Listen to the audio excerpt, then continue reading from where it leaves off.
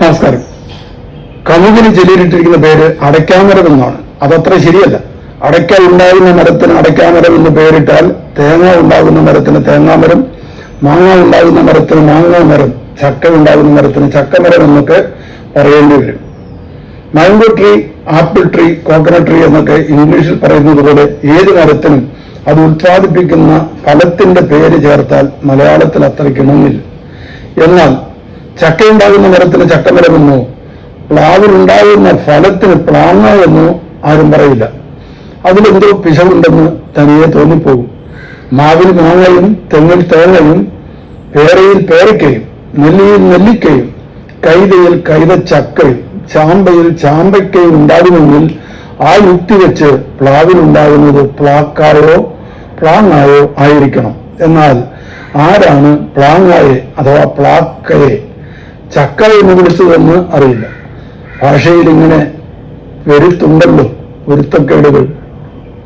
കമുകിലെ ഫലത്തിന് അടയ്ക്ക, മൂത്ത് പഴുത്തു കഴിഞ്ഞാൽ പഴുക്ക, ഉണങ്ങിയെടുക്കുമ്പോൾ കൊട്ടടയ്ക്ക എന്നൊക്കെ പേര് പറയും. മൂപ്പെത്താത്ത കായ്ക്ക് പാക്ക് എന്നും ഒരു പ്രയോഗമുണ്ട്. എന്തുമാകട്ടെ, സമീപകാലത്തെ തുടരും എന്ന സിനിമ സൂപ്പർ ഹിറ്റായപ്പോൾ അതിലെ ഒരു പാട്ടും തരംഗമായി. ചെമ്പഴുക്ക എന്ന് തുടങ്ങുന്ന പാട്ട്. പക്ഷെ അതിലൊരു പ്രശ്നമുണ്ട്. അത് ഞാൻ ചൂണ്ടിക്കാണിക്കുമ്പോൾ സിനിമയല്ലേ, വെറും പാട്ടല്ലേ, താനതിലെ പ്രശ്നം നോക്കുന്നത് എന്തിന് എന്ന് ചോദിച്ച് തട്ടിക്കയറാനും ചിലപ്പോൾ തല്ലാനും തെറിവിളിക്കാനും ആരെങ്കിലുമൊക്കെ ഒരുങ്ങിയേക്കാം. എത്രയൊക്കെ സത്യവും യുക്തിയും ഒന്നിച്ച് വിളക്കി ചേർത്ത് ഒരു വസ്തുത അവതരിപ്പിച്ചാലും എല്ലാവരും അത് ഒരേപോലെ സ്വീകരിക്കാറില്ലല്ലോ. എന്തു പറഞ്ഞാലും എതിർക്കുക എന്നത് ചിലരുടെ പതിവാനുമാണ്. കാരണം സത്യവും യുക്തിയും 4 ആൾക്ക് 40 വിധത്തിലാകാം. സംഗതി ഇതാണ്. തേങ്ങയ്ക്ക് ചകിരിയും മാങ്ങയ്ക്ക് തൊലിയും ഉള്ളതുപോലെ അടയ്ക്കയ്ക്കും പഴുക്കയ്ക്കും പുറമേയുള്ള ആവരണത്തെ തൊണ്ട് എന്നാണ് പറയുക. അടയ്ക്കാത്തൊണ്ട്, പഴുക്കാത്തൊണ്ട് എന്നൊക്കെ. അടയ്ക്കാത്തൊണ്ടിന് പച്ച നിറമാണ്. പഴുക്കാത്തൊണ്ടിന് ചുവപ്പും മഞ്ഞയും ഓറഞ്ചും പച്ചയും ഒക്കെ ചേർന്നൊരു നിറവും. പഴുക്കാത്തൊണ്ടെടുത്ത് ആരാണ് അമ്പലം കൂട്ടുന്നത് എന്നാണ് രചയിതാവ് ഹരിനാരായണൻ ചെമ്പഴുക്കാത്തൊണ്ടെടുത്ത് അമ്പലം കൂട്ടുന്നത് ആര് എന്ന വരിയിലൂടെ ചോദിക്കുന്നത്. ഉത്തരമൊന്നും പ്രതീക്ഷിച്ചല്ലെങ്കിലും അതിലൊരു നല്ല ഭാവനയുണ്ട്, മൂടാനൊരു സുഖവുമുണ്ട്. പക്ഷേ തൊണ്ടെടുത്ത് എന്നതിന് പകരം തൊട്ടെടുത്ത് എന്നാണ് സിനിമയിൽ പാടിയിരിക്കുന്നത്.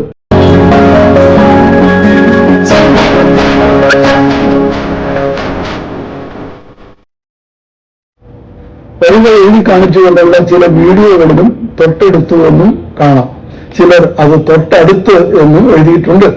മാത്രമല്ല പാടുകയും ചെയ്യുന്നു. സ്വരം മാറുമ്പോൾ തന്നെ അർത്ഥം മാറുന്ന ഒരു സ്വഭാവം മലയാള ഭാഷയ്ക്കുണ്ടല്ലോ. ഉദാഹരണമായി എടുത്തു എന്നതിലെ ആദ്യത്തെ അക്ഷരം എയ്ക്ക് പകരം ആ വന്നാൽ അടുത്തു എന്നായി. എടുത്തുവും അടുത്തുവും തമ്മിൽ യാതൊരു ബന്ധവുമില്ലതാണ്. ചെമ്പഴുക്കാരുടെ തൊണ്ടെടുത്ത് അമ്പലം ഉണ്ടാക്കുന്നതും ചെമ്പഴുക്ക തൊട്ടെടുക്കുന്നതും തമ്മിൽ എന്തൊരന്തരം.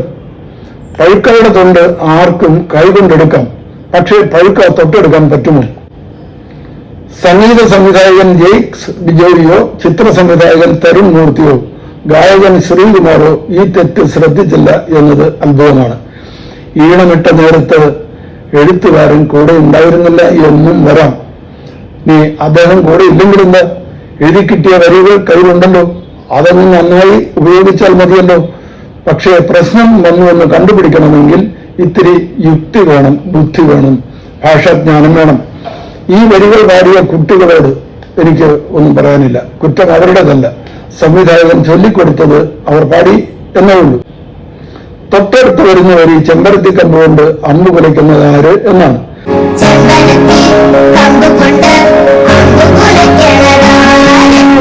അതിൽ രചയിതാവിന് തന്നെ പിശക് പറ്റിയിട്ടുണ്ട്. അമ്പ് കുലയ്ക്കുക എന്ന പ്രയോഗം ശരിയല്ല. വില്ല് കുലയ്ക്കുകയും അതിലെ ഞാനിൽ വെച്ച് അമ്പ് തൊടുക്കുകയുമാണ്. കുലയ്ക്കുക എന്നതിന് വളയ്ക്കുക എന്നും അർത്ഥമുണ്ട്. വില്ല് കുലച്ച് എന്ന് വെച്ചാൽ വില്ല് വളച്ച് ഞാനിന്മേൽ വെച്ചിട്ടാണ് അമ്പ് തൊടുക്കുന്നത്. ഗാനത്തിൽ അമ്പ് കുലയ്ക്കുന്നത് ആര് എന്നാണ് പാടുന്നത്.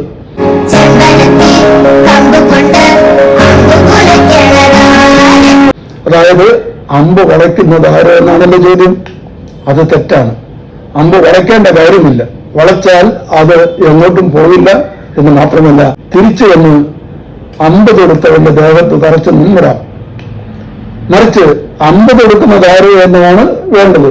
ആ മാറ്റം ഈണത്തെ ഒട്ടും ബാധിക്കുകയുമില്ല. തൊടുത്താലെന്ത്, കുലച്ചാലെന്ത്, തനിക്ക് കാര്യം മനസ്സിലായില്ലേടോ, അമ്പ് അതിന്റെ വഴിക്ക് പോയാൽ പോരെ എന്ന മട്ടിൽ മുഖത്തടിക്കുന്ന കുറെ ഭാഷാ വീരന്മാരും ഈ നാട്ടിലുണ്ടല്ലോ. വില്ല് വേണ്ടതുപോലെ കുലച്ചില്ലെങ്കിൽ അമ്പ് ശരിയായി പോകില്ല എന്നേ ഉള്ളൂ കാര്യം. അമ്പ് തിരിച്ചു വരും, വില്ലൊടിയും. ഈ ഗാനത്തിൽ മറ്റൊരു ചെറിയ പ്രശ്നം കൂടിയുണ്ട്. ചെന്തമിഴിൻ തേൻ കുടഞ്ഞ് പൂങ്കുയിൽ പാടുന്ന കേട്ടെ എന്നാണ് പാടിയിരിക്കുന്നത്.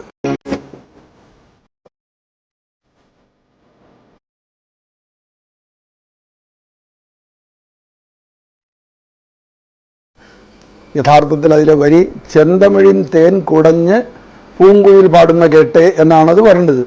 അങ്ങനെ പറയുന്നത് കൊണ്ട് ഈണം മാറുന്നുമില്ല.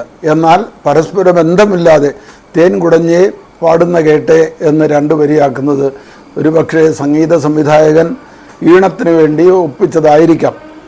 ചെന്തമിഴിൻ തേൻ കുടഞ്ഞ് പൂങ്കുയിൽ പാടുന്ന കേട്ടെ എന്ന് പറഞ്ഞാലും ആ ഈണത്തിന് ഭേദമൊന്നും വരാതെ പാടാൻ പറ്റും. 1981 ഇറങ്ങിയ തേനും വയമ്പും എന്ന ചിത്രത്തിലെ തേനും വയമ്പും എന്ന ഹിറ്റ് പാട്ടിലെ ഒരു ഭാഗം ഇങ്ങനെയാണ്. മാനത്തെ ശിങ്കാരത്തോപ്പിൽ ഒരു ഞാലിപ്പൂവൻ പഴത്തോട്ടം,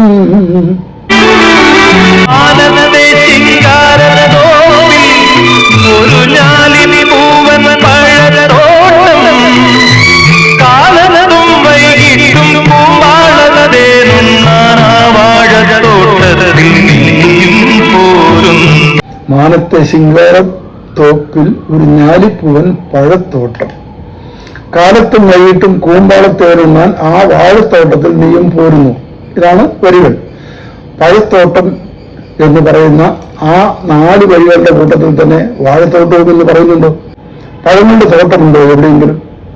ഞാലിപ്പൂവൻ വാഴത്തോട്ടം എന്നല്ലേ വേണ്ടത്? അർത്ഥം ശരിയാകും, ഈണത്തിനും കുഴപ്പമൊന്നും വരില്ല. പഴുക്കാ തൊട്ടെടുക്കുന്നതും അമ്പ് കുലയ്ക്കുന്നതും പഴത്തോട്ടവും പോലെ നിങ്ങൾ ശ്രദ്ധിച്ചവ ഇവിടെ പങ്കുവെക്കാൻ സന്തോഷം.